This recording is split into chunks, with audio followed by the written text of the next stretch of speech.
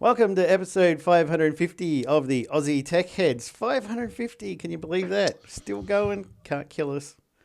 Recorded They on tried. Recorded on the 7th of September 2017. Aussie Tech Heads is brought to you by ATH Web Hosting at athwebhosting.com.au. Servers operate on SSD drives, immediate activation, SSL certificates, Aussie support, domain registration, easy install, WordPress, Joomla, and what's the other one, Miss T? Drew Powell. That's right. I'm your host, Jason Oakley, and this bozo over here is Mr. T, aka Will Tompkinson. How you doing? Joomla. How you doing, mate? Good. What's been going on? Oh, you keeping man, busy, or you just relaxing every afternoon? No, completely and utterly. I don't know. I hinted at it last week, but I couldn't say anything because it didn't happen till last Friday. But we actually own our own house now, so Woo! we are in the process of moving at the moment. So I'm moving after work. It's killing me, but yeah, it'd be great. It's the last time we have to move, hopefully, for quite a few years. Move it. I like to move it. On that note too, it. I probably should mention that depending on how our internet swap over versus the computer swap over versus the power swap, I may or may not be doing next week or the week after. I don't know. We'll see. Welcome to the Warlock Show. Yeah. 1 hour of me talking to myself. Hi, Jason. How you doing? Great, thanks. What's happened this week? You'd love it. You know you would. So yeah, because Glenn's away. Well, unless he flies back here, because where he is isn't exactly safe. Well, I saw yesterday he posted how fast the internet is over in the US. So I don't know what his excuse is. No, I know. If he's got internet that fast, he can do the bloody show. I mean, it might be like 2 o'clock in the morning. It's not like he can go anywhere at the moment anyway. Right, see? It's a typhoon or whatever it is. He took it with him. Yeah, but yeah, so it just depends on how the internet thingy crosses over and whether I've got it, where the computer is, and vice versa. So we'll see how we go. But this may be my last show for a couple of weeks, or it may not be. We expect you to see... Hi, Jace. How you going this week? Well, good, thanks. Hang on. I can't read what the news is. I know. I was actually looking at that. I could use my data on my Wi-Fi. It'd be actually interesting to see if I use the laptop with my... I've still got 25 gig of data for the month, so I could just do it on my phone. You used to have unlimited. What happened? Telstra figured it out finally No. They watched the podcast, didn't they? Is it like 3 years or something? I finally figured out that I had unlimited data. What's the signal to the towers like out at the new place? It's the same as here. I'm on Vodafone. I get full bars everywhere. Yeah, it's only it switches over to 4G. It's weird actually. I get like 3 bars of 4G. And then for no apparent reason, it switches over to LTE. And then 10 minutes later, it goes back to 3 bars of 4G again. So I don't really know what's going on there. We're literally moving. I actually measured it the other day. From my driveway to the driveway that we're moving to is 400 meters. Ah. Just up the road. What's really annoying me, though, is Telstra's like, oh, yeah, you guys, you're on the fiber to the node.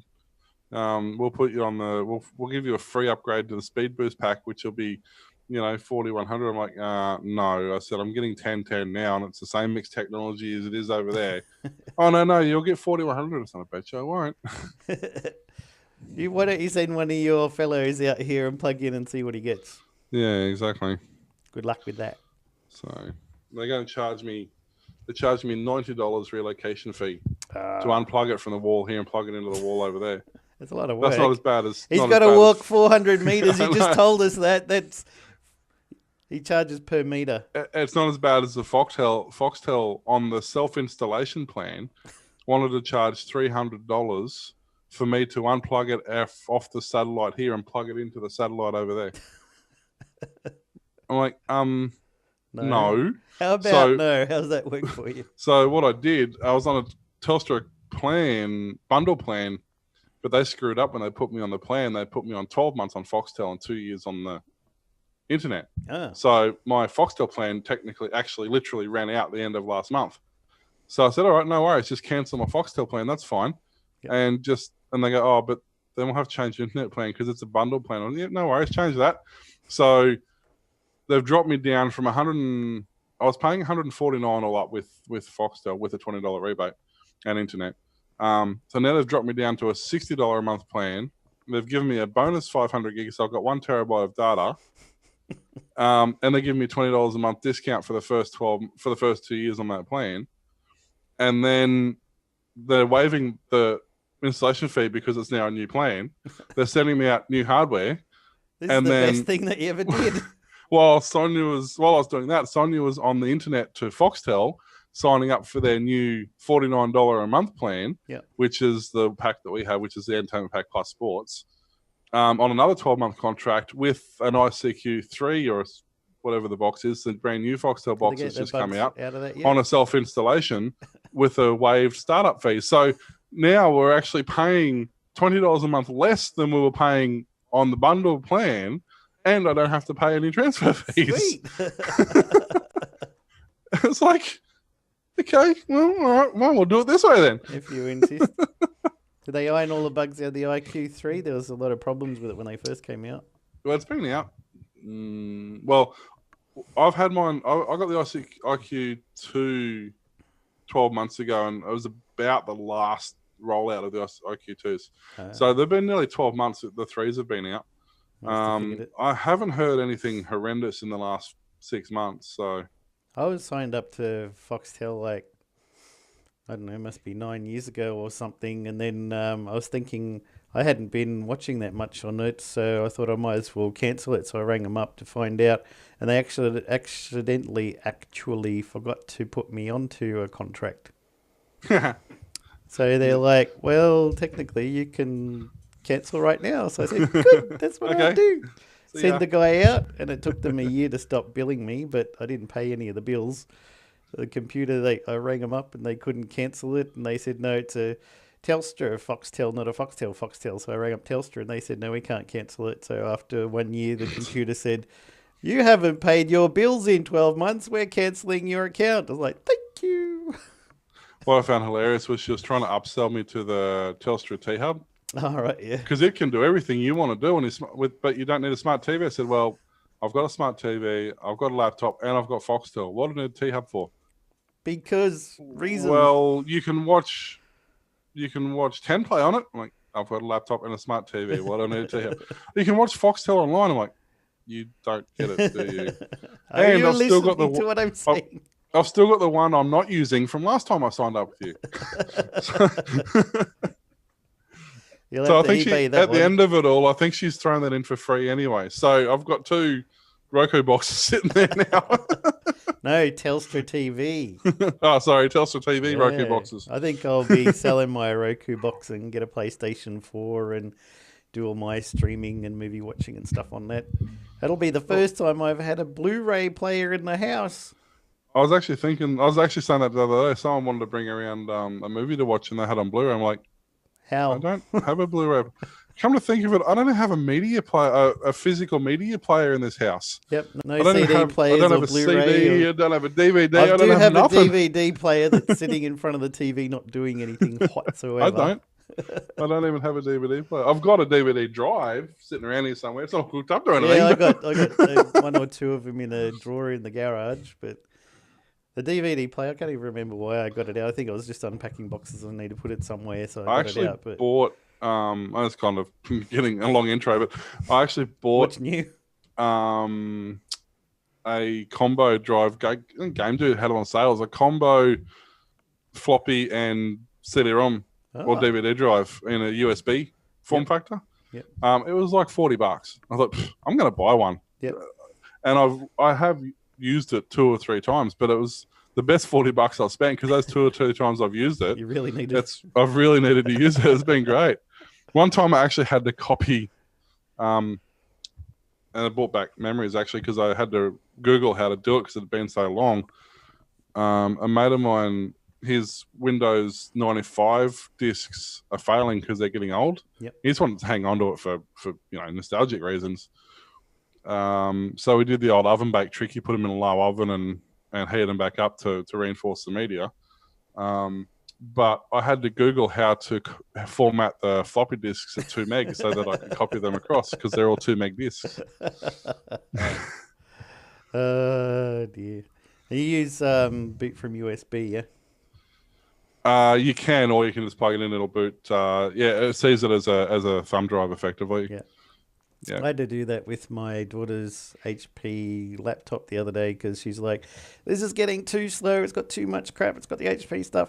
Can you just rebuild it so it'll go faster? So I used the Windows 10 USB installer creation tool. Did that, whacked it in there, booted it up. And then it's like, hello, I'm Cortana. I'm going to help you set up Windows 10. No! Would you like to connect to this Wi-Fi network? Yes. It's like the modern and more annoying version of Clippy. Yeah, right. And it's bouncing and flipping around and it's going, hey, look, it's the me. This is when you set me up. Would you like me to have access to all your information? No. Here are the things that Microsoft recommends you enable. No. The only difference with Clippy is you could turn him off it easily. So, yeah, well, she's already turned on, I guess, so. Yeah. I reckon the dog was my favourite thing in Clippy. Yeah, he was cool. He digs a little hole. Let me search that for you. Yeah, he was cool. Dog I pile, found something. It's not what you wanted, but I found something and I'm really cute. It's like that, what was that password parrot or whatever it was, that password program? And they had that little green, was it bird or something? You used to sit there and just sit in the corner of your screen and give all your passwords to the internet, but you didn't know that at the time. Oh, right. Cool. Yeah. I used to like this little electric... After it'd been released for like 12 months. Did you ever have the electric sheep and he runs around your screen and goes, bah. Yeah. Then his girlfriend appears and then she vanishes and he's got a broken heart and then he runs along and sits up on top of your window and you move it down from underneath him and he falls down and he's like, what the hell was that? And then he, I had that and I had the dogs one as well. And you had the puppy that did the same thing. Man, where are those apps now? I mean, come on, we've got this other stuff. That's from the Old Fart Geek Show. We're doing it again, aren't we? Every time. Shall we do some news? Time for the news. Apple is fighting with movie studios over the pricing of 4K movies. Apple's big annual event is thought to be it's about a week or so away. They've announced it now. But there's still a few things to be sorted out before the world is introduced to the company's next generation of products. And one of them is how much you can expect to pay to watch 4K movies on Apple's new generation of Apple TV device, according to the Wall Street Journal. Is your new TV, it's HD, isn't it? Not 4K? The TCL one? Ultra HD or whatever it is. Oh, okay. Yep. Yeah. It'll do 4K. It'll downsample 4K. The consumer tech giant is expected to unveil its highly anticipated iPhone 8 at the event, as well as new version of Apple TV. After debuting in 2007, it will be the first version of Apple's integrated TV platform to support 4K and high dynamic range, which apparently is all the rage these days, because they couldn't sell it. People didn't want 3D TVs or curvy TVs, so they want 4K with high dynamic range. I was going to say, all the manufacturers went, we're not doing 3D anymore. Yeah, nobody... High dynamic range basically means they've turned the contrast up. That's all it means. Yeah. It looks prettier because the contrast is right up. And this new thing with the backlighting mood scenery thing. Yeah, they like that. What? But if you're in the jungle, the wall is green. The wall is green! Because when I'm watching a movie that consists mostly of black, I want the wall behind it lit up so I can see exactly what's going on. Yep. Whose idea was Doesn't that take you out of the immersion? Oh, stupid idea. Apple is reported to be in furious negotiations with Hollywood studios to bring down the cost of 4K movies purchased in the iTunes store to make them about the same price as regular HD movies. Being able to tell customers they are getting access to better value 4K movies would help Apple provide a point of difference as it tries to fend off the rise of cheaper competitor streaming services which are gobbling up the market share. But Hollywood studios apparently aren't going for it. Dun, dun, dun. I wouldn't tell Apple how to price their iPads, one studio executive in talks with Apple told the Journal. Understandably, studios view the emergence of 4K home entertainment technology as something akin to 3D tech and want to charge customers about $5 to $10 extra for it, at least while it's still considered a premium product. The 4K format offers about 4,000 pixels horizontally or more than 8 million pixels per frame, making this resolution about 4 times that of most HD TVs. Are they aware that the average 4K movie is around 100 gig? Sure, but with our super fast NBN, we'll be able to stream them really well. Everybody in Australia got super fast NBN, if I remember correctly. Yeah, but hang on. 100 gig, let's say the average movie is 100 minutes. Yep. I mean, the minimum connection speed you have to have constantly is like a gigabit. Uh-huh. Nobody wants gigabit networks. We've proved that. Even the US have done tests and nobody wants 1 gig network. 256 KB should be enough for anybody.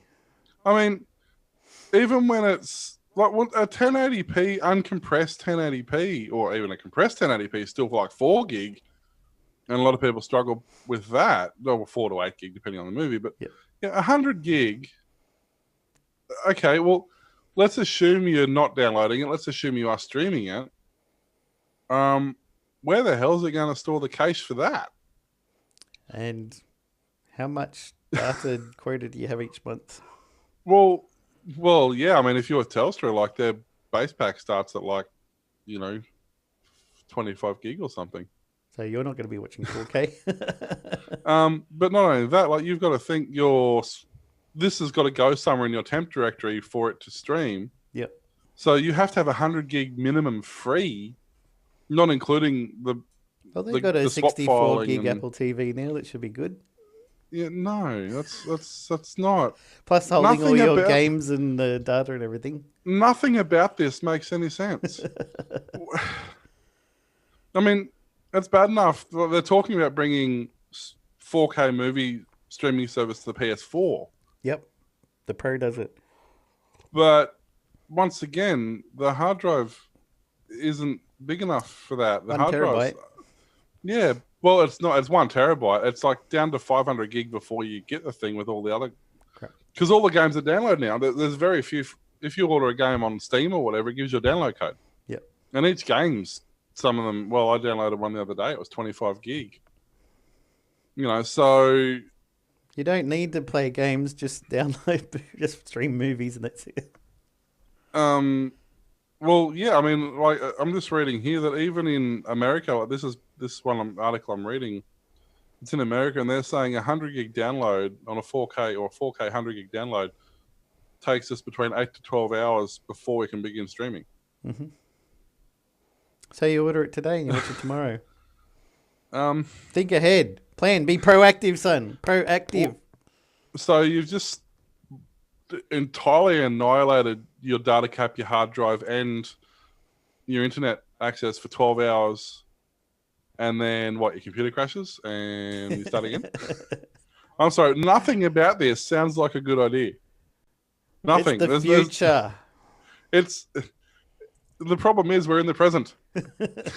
This is the problem. Don't stream 4K, please. Don't just don't. Our internet's congested enough. We don't need 4K porn congesting it even more because that's what it's mainly for, right? What? I don't know even what you're talking about. Hey, they lead the field in every other area. You can't tell me they haven't already thought of this. VR, certainly. Yeah, well, and there's another thing. They're looking at VR streaming because Steam offers some games where you don't need to download. You can stream them directly and play them off their servers. And they're looking at doing VR, which automatically doubles the file size straight up because effectively you've got 2 games running. You've got one on the left side and one on the right side. Or at least doubles the bandwidth for the data that's coming through. And yeah, look, I'm all for, making things more accessible, but there's a point at which you just go, no, you just physically cannot be done at the moment. You just remind me too, what was that company that was going to let you play games online, but you would only stream it and you would have a joystick and stuff, but it would only send the streaming data? Well, Steam actually does that. They have a console, yeah. But there was a company that was setting up to do that at one stage. There was a couple, but Steam ended up actually I think Steam bought the technology rights to it, and they did it. They have a set-top box, so in the lounge room you can actually put the Steam box in there. Yeah, I saw it's discounted at the moment too. Yeah, and you can play the game directly to your set-top box, which, if you're in the States where the servers are and you've only got a few millisecond ping, allowing for latency and correction at both ends, plus controller input and resending, I kind of get it's mostly going to be playable. You try and do that here. If you've ever played an online Steam game, I play Unturned. Not at the moment, particularly since there's a cable down between Australia and overseas. One of the cables has been down for a week. They reckon it won't be back for another 5 weeks. Yeah, the hurricanes are ripping them apart anyway. Yeah. But you try and, even on a good day, you try and play something like Unturned, which only has US hosted servers. My average ping is 400 to 500 milliseconds. That's not good. On a good day. 3 sounds better.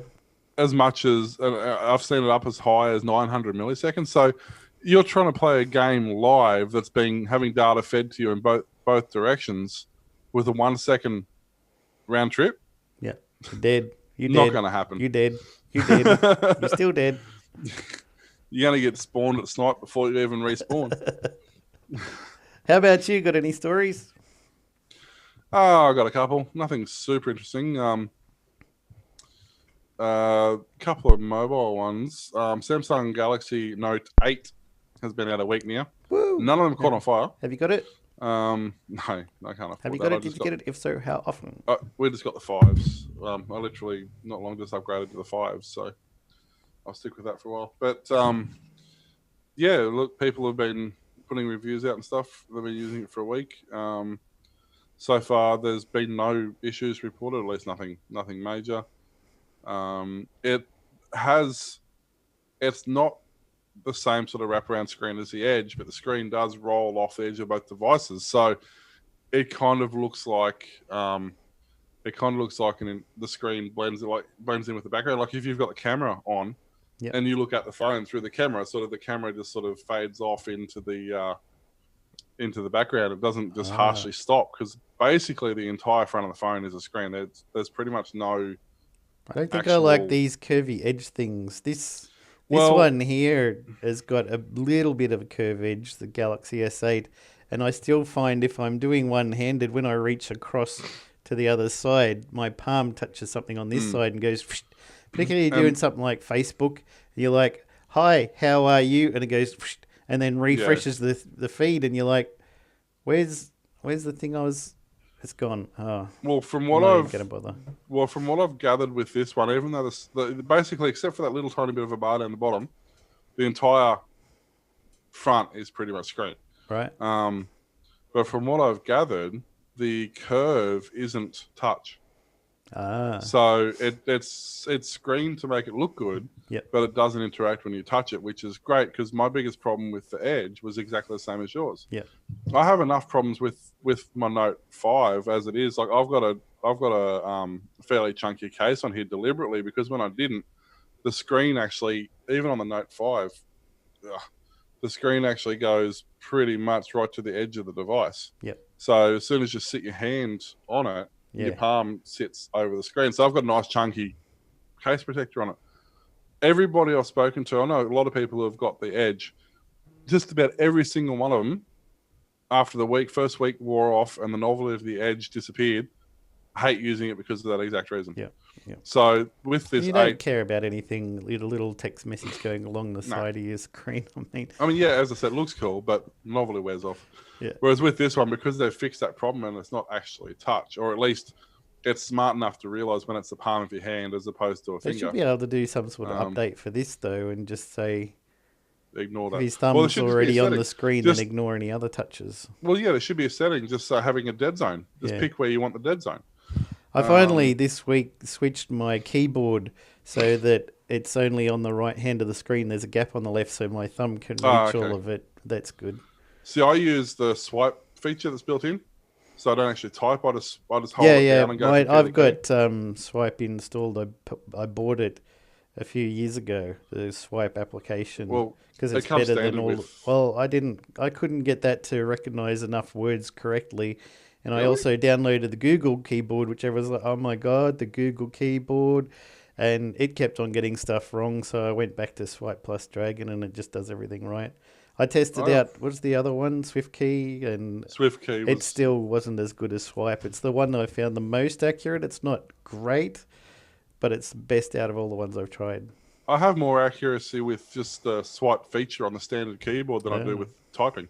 Yeah, I won't type anything ever again. So, I see people go, I'm like, what is wrong with you? You're so last year.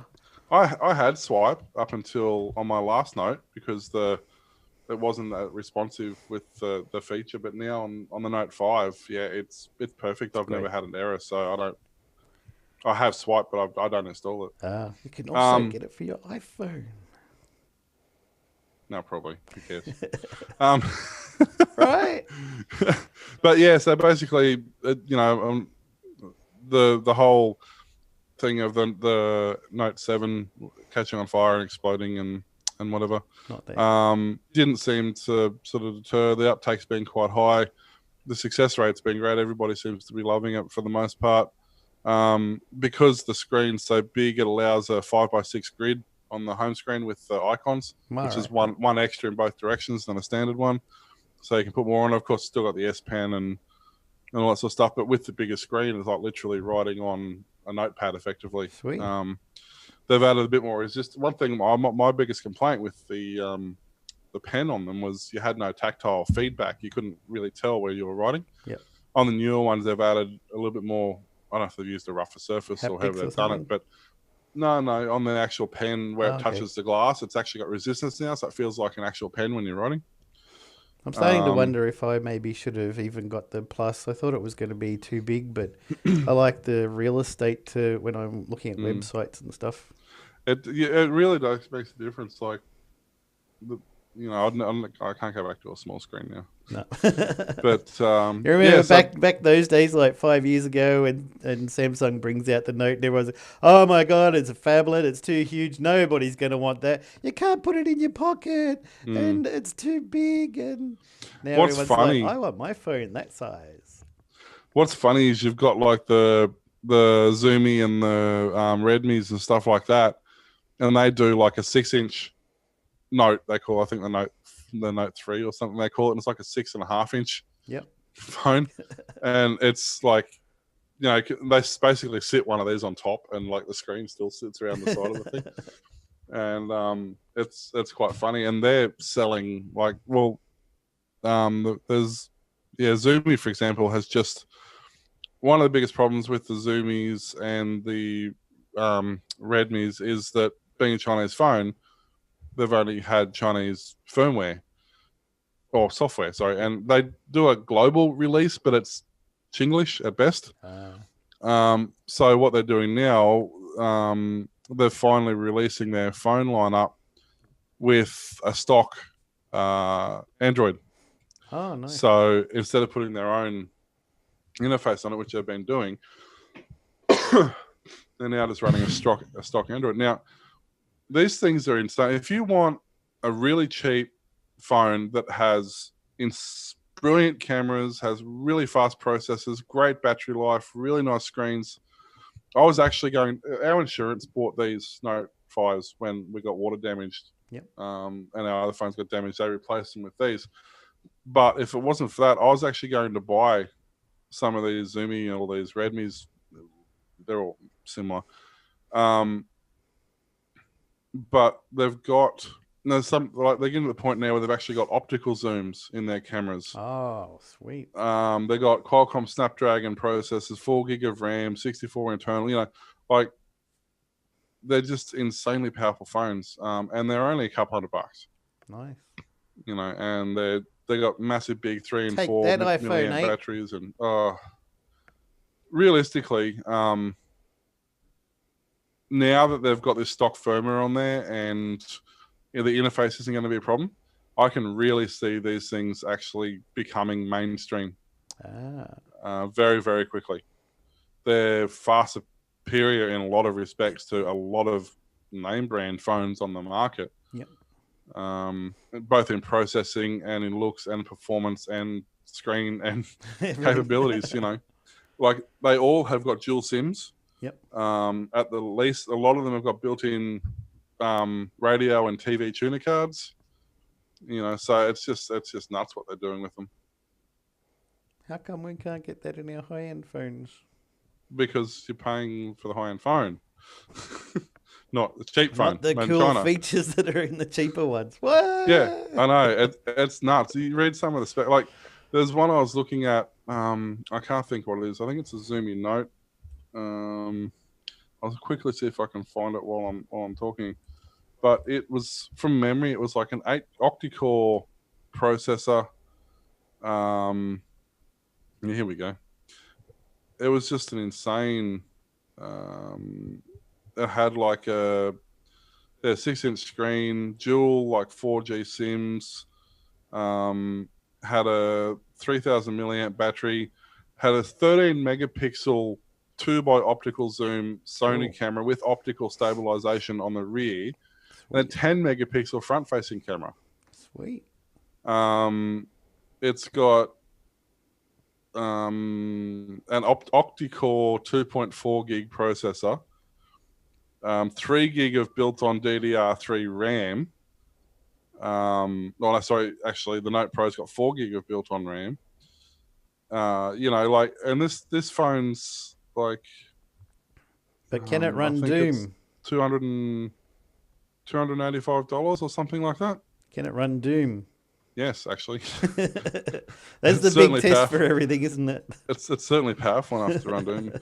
But yeah, so like, and I think this is sort of becoming a thing now. These cheaper phones have sort of been in the background for a while, and the biggest problem is trying to find batteries or trying to find, something for them, accessories and cases But that's not the thing anymore. These things are so prolific. Like, to look at them, they're even a really stylish looking phone. Yeah.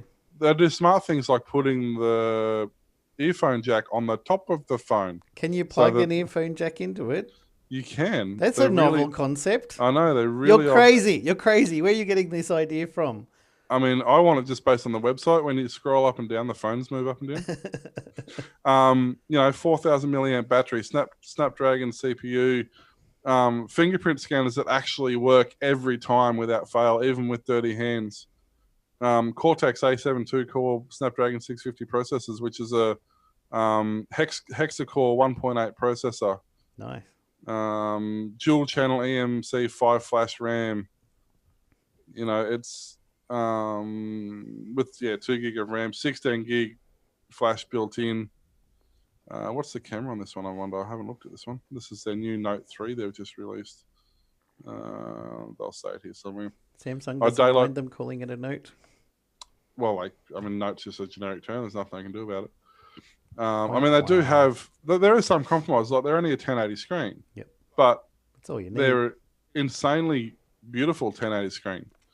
16 megapixel camera with phase detection, autofocus. So it basically has the 16 megapixel camera, but it has really fast processing and really fast shutter speeds and stuff like that, with optical zoom and optical image stabilization.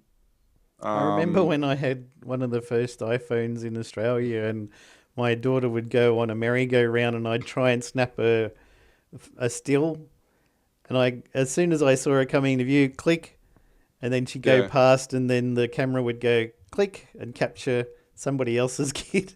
So I wait, okay, she's halfway around, click, here she comes, okay, she's in frame, just missed, try again. Well, and now it's like bang.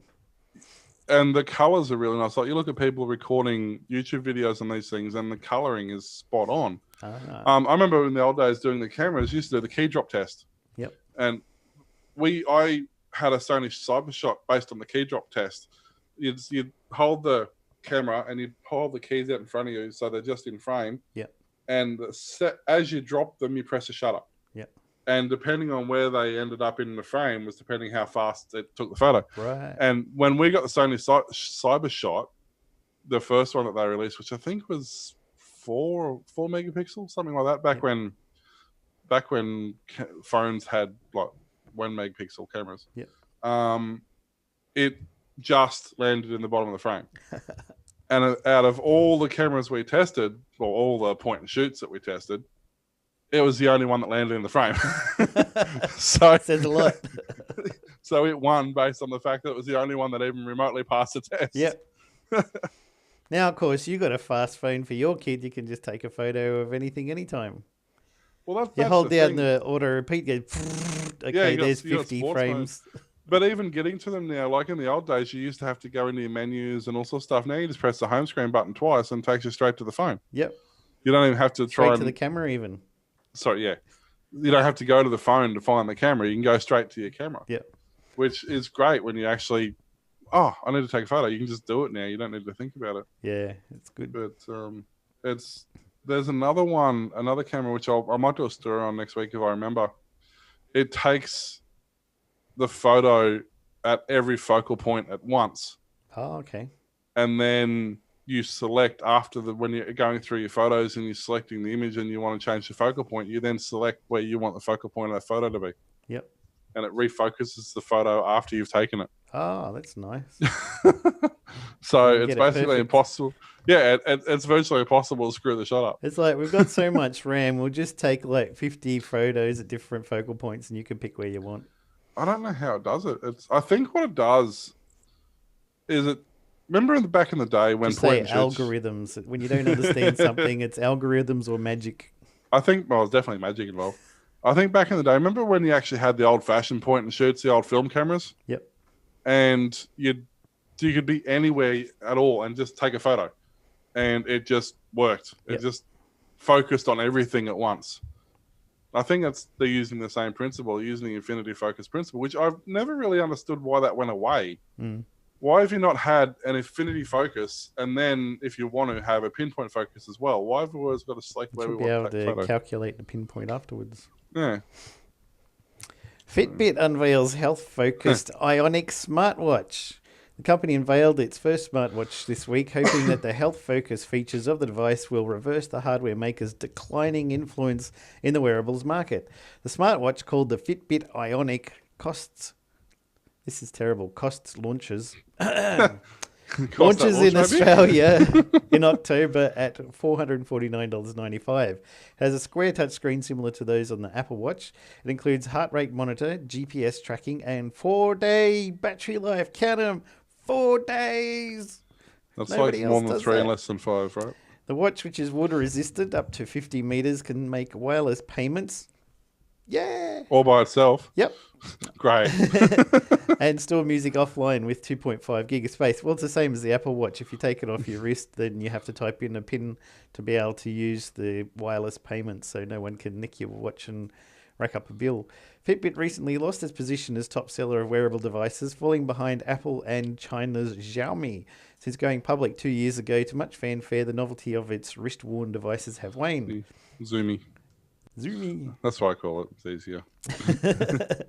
The smartwatch is the company's first device to include a sensor that can estimate blood oxygen levels, called a relative SpO2 sensor. The company has started using the Fitbit Ionic to work with clinical researchers to measure sleep apnea. I could use that then, because I'm on my CPAP machine every night. Measure sleep apnea? Well, you're asleep. You can't, do anything about it. No. It's kind of pointless. In the next several years, Fitbit aims to eventually deliver consumer subscriptions that predict health outcomes to move beyond hardware and into recurring revenue stream, according to Joe Wittin, an analyst at Longbow Research. So they bought the Pebbles. I'd been saying on Twitter and Facebook and everything, if only my Pebble and Fitbit were the same watch, I think Fitbit should license out its SDK so that Pebble can connect into it and measure my steps and stuff and send it to my Fitbit account, because all my friends are on Fitbit and they like challenges and stuff, and I wanted to be able to stay in the challenges. But if having the Pebble, I couldn't do that, so I had a clip-on thing, and then I had the Fitbit Surge, which I've still got. But in the end, I think I'm just gonna buy this Fitbit Ionic when it comes out, and it hopefully will answer all my dreams to be a decent smartwatch with downloadable third-party apps, so you get better screens. Because this one's got like 4 clocks you can use, and they're all shite. This one here says 9/12/7 September, but my Pebble could tell me calendar events from my phone, so I could look on there and go, oh yeah, I've got a meeting at 2 o'clock. But now you have to go in your phone. When's my meeting? Okay, Google, when's my meeting? So yeah, I think it'll be a really good watch. I love the idea of being able to pay for stuff with my watch. For ages, I was like, $450, bloody huge amount of money. But in the end, I think I'm just going to go with it. Some people think it's ugly. I've got this one.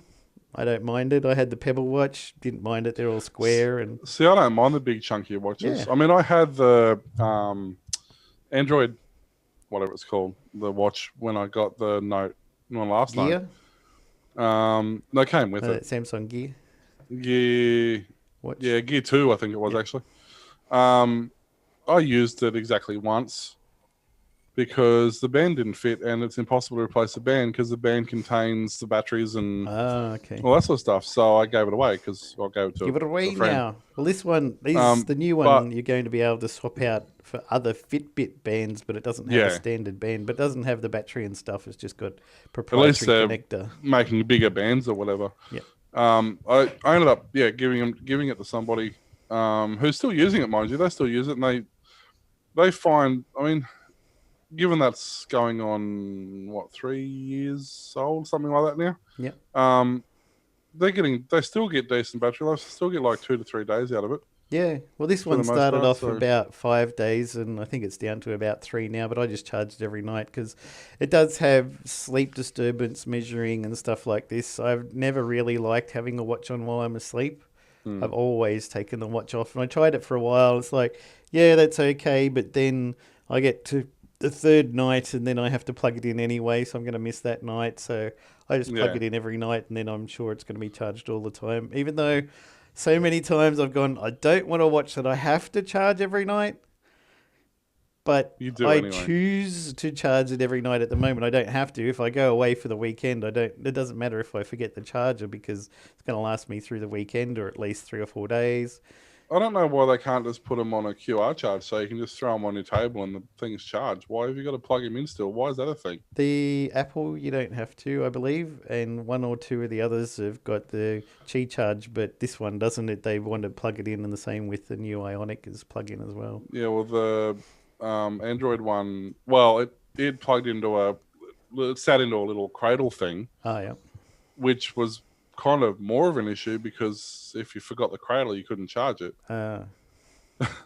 So, yeah, I don't know. Yeah, if I forget my charge cable, I won't be able to charge this Fitbit watch either. It's a bit annoying, but what can you do? Lots of things, but nothing useful. Any news more for you? Yeah, I got a couple, but I was just thinking I might upset the Apple cart because everyone knows how much I love Apple. But I'm also building. I've got a lovely story about Queensland, new bill that's been passed in Parliament. I'm saving for you because I know we're going to have a lovely rent from it. I'm actually, when I move into my new house, I'm putting a rack in there so I can have rack mount servers and have everything nice and tidy and all tucked away. But you just want your friends to come over and go, "Hey, Will, nice rack." Well, that could work too. But I've been looking around for options for servers, and there's a few of these Apple G4X rack mount servers kicking around for $50 a pop. So I'm thinking I might actually run a couple of Apple servers for the data storage and stuff like that. They got dual gigabit cards and whatever. So how old are they? I didn't think they made those anymore. No, well, they're not that old. They're about 4-year-old. Okay, it's going to have everything you need. Yeah, I mean, they're for file servers, they're perfect. Yeah. They got. How much space for drives have they got? They'll hold. From what I've read, I haven't done a lot of research on them yet. It looks like they'll actually take 8 drives. Oh, nice. They come with 2 built in. Yep. 2 60 gig drives straight up, but apparently they'll take like 6 drives. That 6 or reminds 8 me, I'll or have to 6 put other a note drives. in my calendar when I'm in Sydney in September and October to go to Messy Computer Shop or something and get another drive for my Synology. Yeah. But I'm just, and this is what I say to people: I don't hate Apple. For me, this is a perfectly functioning product. It's relatively cheap now. I mean, it's only $50 now. They were, who knows how much they were when they come out. Yep. But it's powerful enough to do file serve, which is what I wanted to do, or media server. It fits in a rack. It fits all the criteria I want to use it for. So it's going to do exactly what I want it to do. You Just because it's an Apple go product with is irrelevant. the product that suits what you want. Apple That's iPhones right. don't suit the kind of things that we want.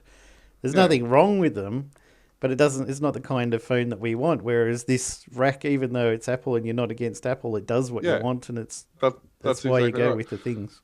So just to say to people, you know, I bag on Apple, but I usually bag on Apple because they deserve it. Yep. Because they do something stupid, like they lock you in their infrastructure, or they charge you twice as much as what everyone else is charging, but not necessarily Apple as a whole. They do good products, but they just do a lot of crap that they shouldn't do.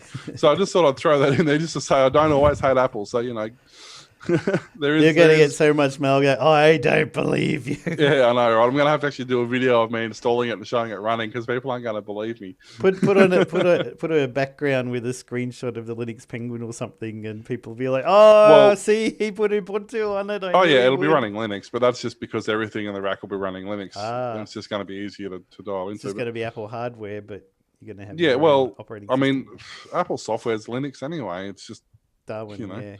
So, but yeah, I mean, that's inside. They're actually an interesting looking server. Is it going to be Ubuntu? It'll be Linux of some description. Yep. I'm not sure. It's only really realistically got to support RAID and SSH.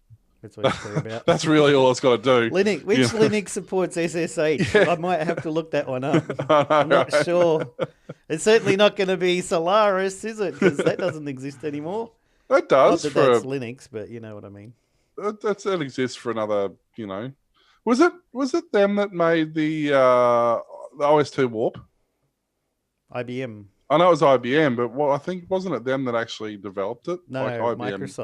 Microsoft and IBM made OS2 Warp together, and then Microsoft took the info that they learned from making OS2 Warp to make Windows.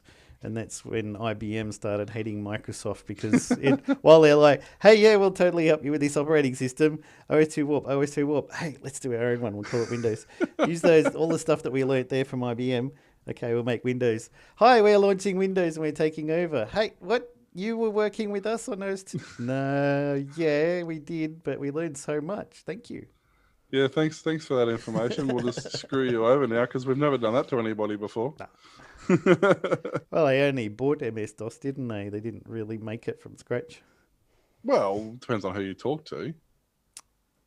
Well, Bill Gates went and bought somebody else's DOS that was in existence, and then he renamed it MS-DOS and then started selling it. Although, ironically, if you watch OS2 Warp, it looks nothing like Windows. I don't understand where the crossover came from. You couldn't possibly say it was, pre-existing or anything. Completely like that. Different UI and everything. Yeah, I know. It's almost like Is that an OS2 Warp emulator or something? I don't know. Where's the video? I didn't know if you were actually doing stuff on the screen and I'm not that talented. Interacting with it. It's OS2 Warp 4 actually, which is the later version. I think it was.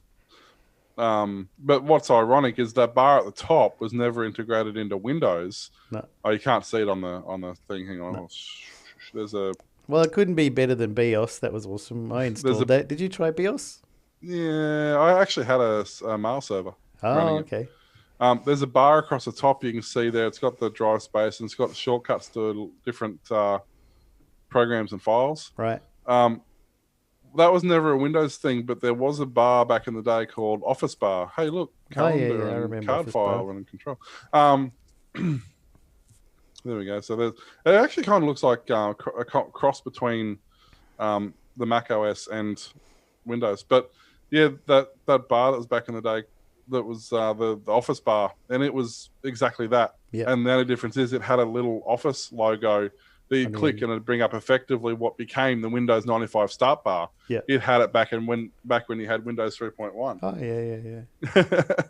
So, but yeah, the OS2, it really reminds me of a cross between Windows 3.1 and the Mac operating system, and kind of there's definitely some Amiga thrown in there as well. Oh, Amiga's great. They just got a new version of the operating system coming out. Yeah, I was reading about that. That'll be awesome. Dual boot, son. Oh, dual boot. I love the fact nobody dual boots anymore. You just VM everything, right? Well, the systems are powerful enough to do that now. Yep. Unless you're doing something like video recording or something really hardcore, VM is perfectly fine. I love the fact that you could do that. You could boot Windows under OS2 Warp. Yeah. So if you really wanted to confuse people, you could run Lotus 123 under Windows. So you could boot into your OS2 Warp to run your Windows to run your Lotus 123. Yeah. Wow, there's a flashback. Again, we're doing it. All right, we've got to stop doing that. Old Fart Geeks. We might as well release these as Old Fart Geek episodes. I know, right? So did you want to hear what the Queensland Parliament's getting up to? Yeah. All right, let's do that first. Okay. Police have been awarded powers to remotely use devices such as smart fridges and your television as surveillance tools in the case of terrorist emergency. The terrorists are coming. Dun, dun, dun. A bill which gives the Queensland Police the potential ability to remotely turn citizens' smart device into a surveillance tool has passed the state's parliament.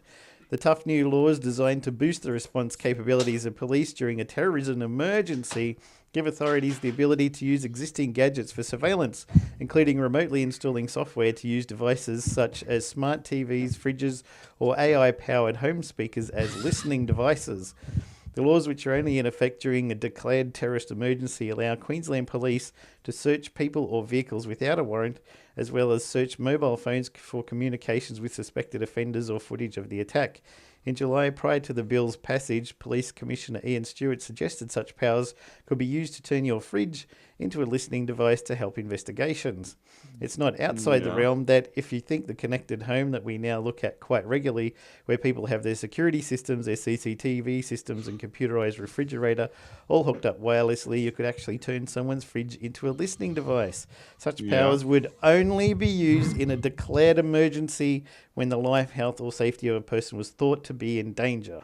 So don't worry, it's all going to be safe and there's no problem. Over to Will. Let's hear your words on that. Yeah, I mean, there's no point. But realistically, I mean, this was always going to happen, and the only difference is now they don't need a warrant, whereas before they needed a warrant. That's really the only thing that changes. So nothing's Samsung changed. TVs and stuff were listening to you anyway. Yeah, I mean, they do. That's how they work. That's just they're listening for the cue so that when you speak and you say, you call them and you want them to do something, they're ready to jump into action. I mean, that's a given. Hey, Echo. Or Google. Well, that was I think it was an Echo they used in a murder case in the US where they got Amazon to send all the pre-recorded data to the police so they could analyze and listen to this guy coming into his ex-girlfriend's house and saying he's going to kill her and then actually committing the murder. And it was all recorded through the Echo, which they could get the recorded audio from. I mean, and we were talking about this last week. Technology has two sides, and this is one side of it. This is the part that, agree with it or not, it's going to become more and more and more, as a thing. I mean, and part of the reason I'm putting this rack mount is the very first thing I'm installing is I'm actually installing a VPN. That's the first thing I'm installing. That's a smart thing to do these days. But it's a VPN. I'm going to go from my modem, effectively, that's coming into the house, straight into a VPN. Then everything in the house, whether it's wired or Wi-Fi, wireless or whatever, is going to be behind that VPN. And then I'm doing home automation and all this other stuff that does, will involve listening and that sort of stuff. But the only thing I don't agree with is things that physically affect you, like searching your car without a warrant or without due cause, rather. They've never needed a warrant. Well, they kind of have. If they go to search your car, you can say, I do not give you permission, and then they have to get a warrant to search your car. If you give them permission, they don't have to have a warrant. That's the only difference. Whereas under disclaimer, this is in Australia, not the US, where they can do anything they want. No, they can't. In the US, they can seize your car and money and valuables if they think they want to. They just think they can. If you don't give them permission to search your car, they can't search it. And it's exactly the same in the States. They need a warrant, but most people don't realise that you can actually turn down a warrant or turn down a search warrant. It's the same as if police knock on your door and say, "Can we come in?" The second you say yes, you give them permission to enter your property and search it. If the police knock on your door and say, "Can we come in?" you say no, you can stand there and talk to me out the front, then they can't do anything without a warrant. But that's going to change. And there is part of the problem is we don't have a lot of the protections under our constitution. There is a lot of stuff under the Freemans and under the old legislation that's still in place and hasn't been overwritten, but it's a whole nother animal again. But look, I think the hiding it under the guise of terror related, it's exactly the same thing they were doing 2 years ago, 3 years ago, when they were passing all these bills, hiding it under the guise of protecting you from pedophiles. And then before that, it was protecting you from... someone please think of the children. Yeah, well, that's it. And then before that, it was protecting you from piracy. And then before that, it was protecting you from hackers. Man, I need so many things that the government should be protecting me from. Yeah, and hackers and pedophiles isn't one of them. There's plenty of things they could be protecting me from. Should be protecting you from. The funny thing, and this is the part that annoys me more about the fact that they're doing this, because that doesn't surprise me in the slightest. What surprises me is the public sit down and go, yeah, okay, no worries. Yet there's been no statistical proof that any of these things they're putting in place actually works. Take the airport security in the US, for example, where you go through body scanners, you have searches, all this sort of stuff. The rate of contraband things and people entering planes is as high now as it was before those measures were introduced. Yeah. In places like I've got a complete blank.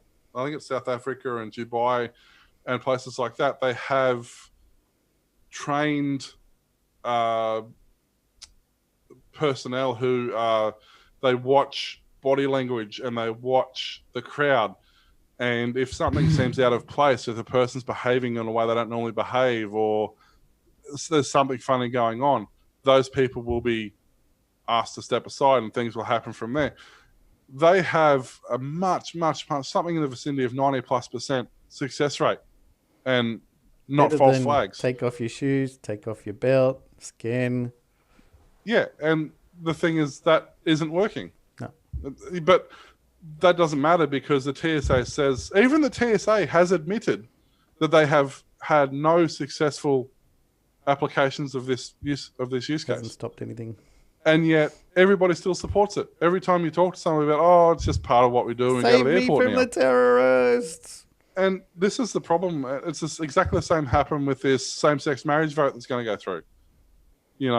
Save me from the people who want to get married that are not me. But the thing is, and it's exactly the same mentality I've seen with this same-sex marriage thing, actually. It's a perfect example. People only say, it doesn't affect me, it doesn't matter. The problem is, that's a load of crap. It does affect you. It will affect you. It's going to affect you.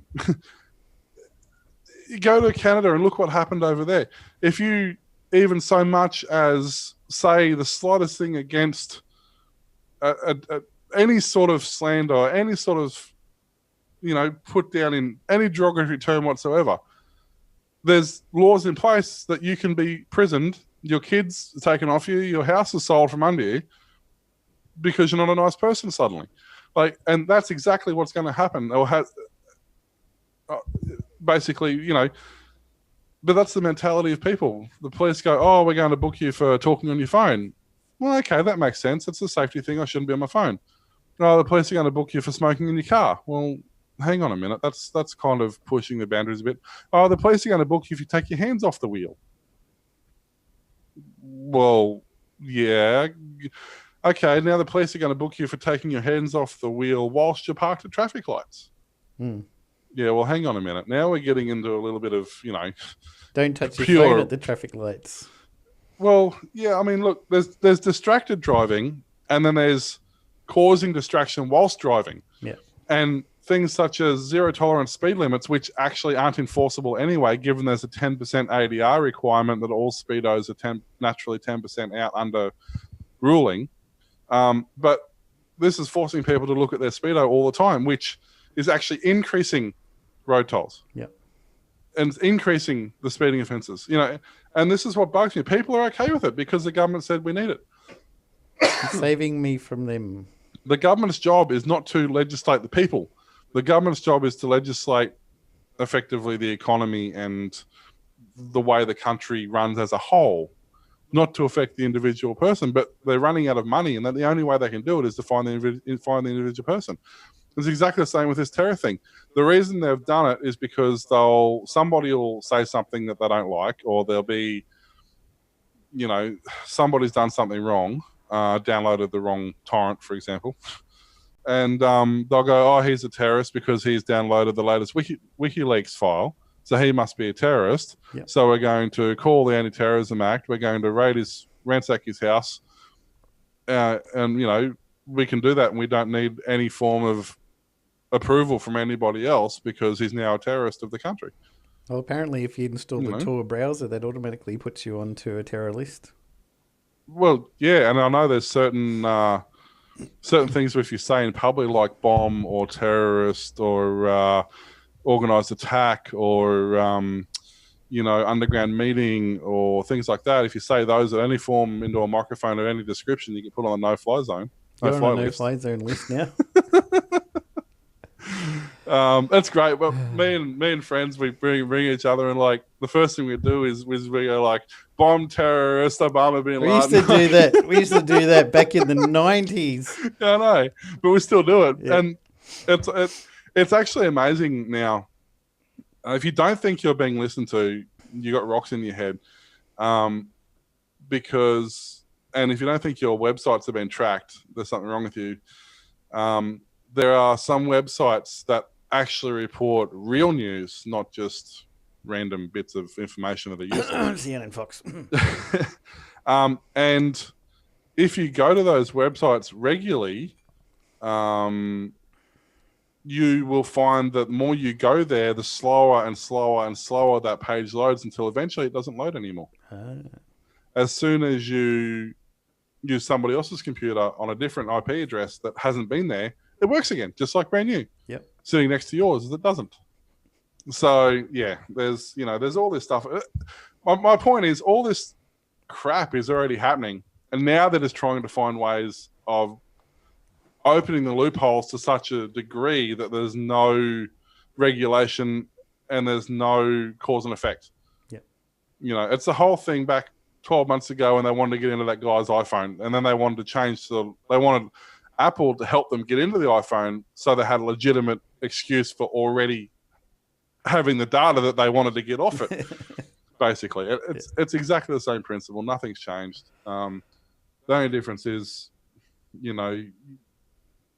they don't. There's no accountability now. They can do whatever they want and get away with it, and so be it. So that the only thing you can do now, if you do value your privacy, is to do things like VPNs and the only reason I would run a VPN now, I don't care if they want to listen to my TV. They're welcome to listen to the crap I talk about. That doesn't faze me.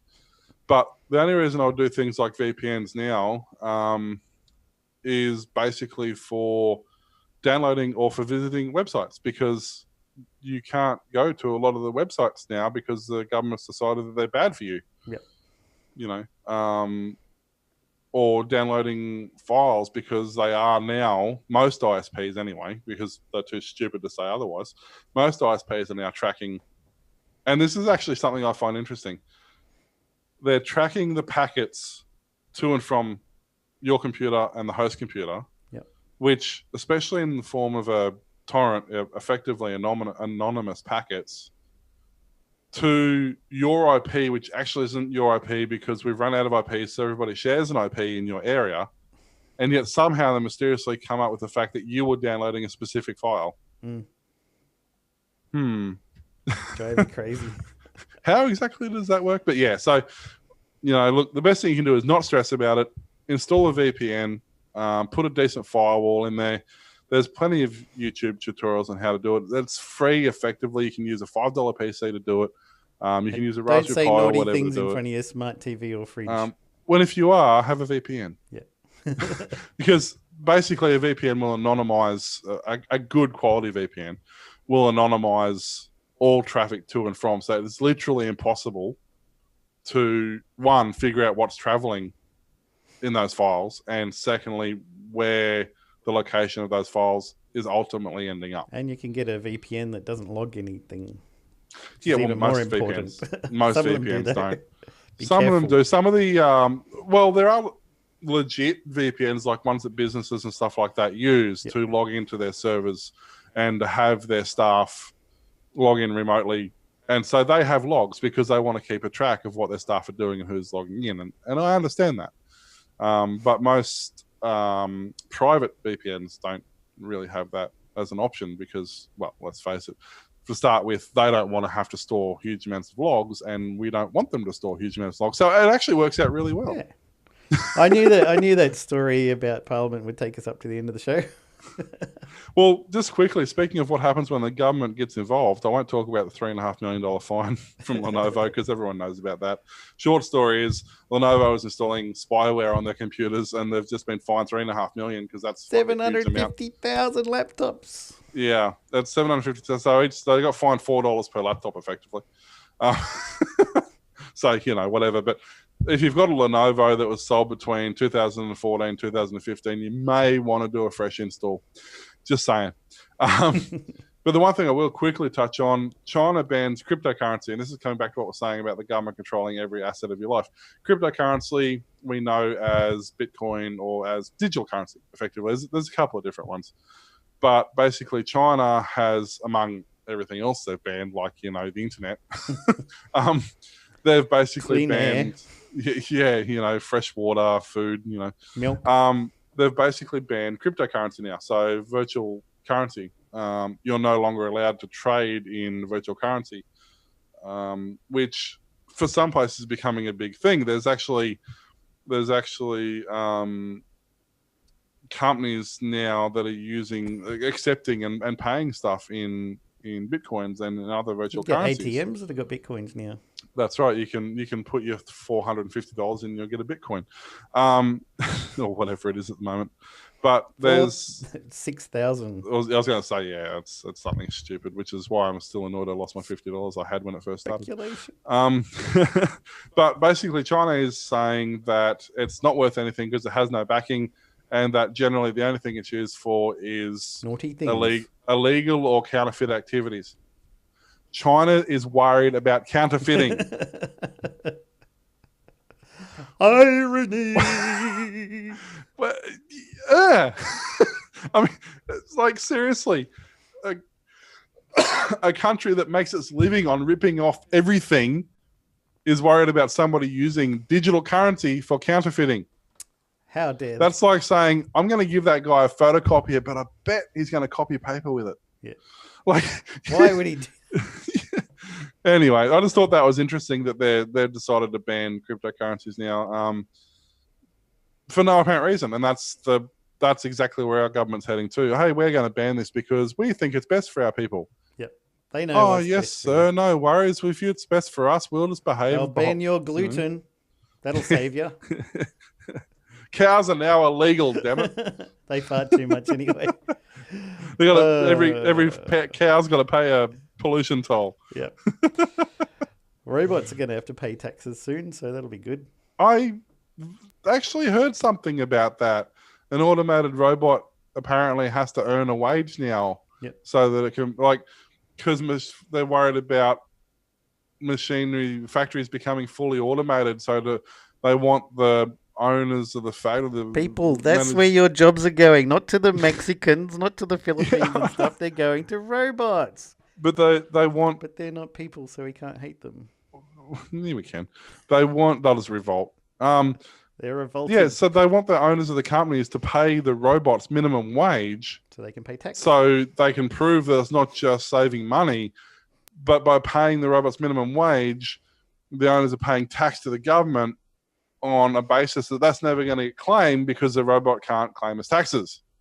So effectively, you're giving 25% of this robot's income to the government. Government's happy about that. They're not going to get it from like the mega corporations that are putting it all over the Cayman Islands, so you might as well get it from a robot. That's right. They'll make enough money out of Amazon soon anyway. Thanks for listening to the Aussie Tech Heads Show broadcast weekly. We can be found at facebook.com/Aussie Tech Heads, twitter.com/Aussie Tech Heads, and you guessed it, youtube.com/ Assuming we don't get shut down over the next couple of weeks. Email us. If you never hear from us again, it wasn't my fault. him over there. Email us, Glenn at Aussie Tech Heads, Will Warlock or Eric at aussietechheads.com.au. You can hear the Aussie Tech Heads on aussietechradio.com. 24/7 back-to-back play of some of the best tech-related shows from around Australia and New Zealand. New shows added every Friday. Thanks for listening. Click like, put in a comment about what you think about Will, and subscribe and have some chocolate. Thumbs up for the chocolate. Everybody likes chocolate. Woo! 70%. Right? 78%. 78. I didn't think that was a thing. It was like 70, 80. They went to 70, then they went 85, and 85 is a bit strong. 70 is not strong enough, so they went 78. They found the sweet spot. Sweet spot. All righty, we'll see you all next week. Bye. Bye. Idiot. I know, right?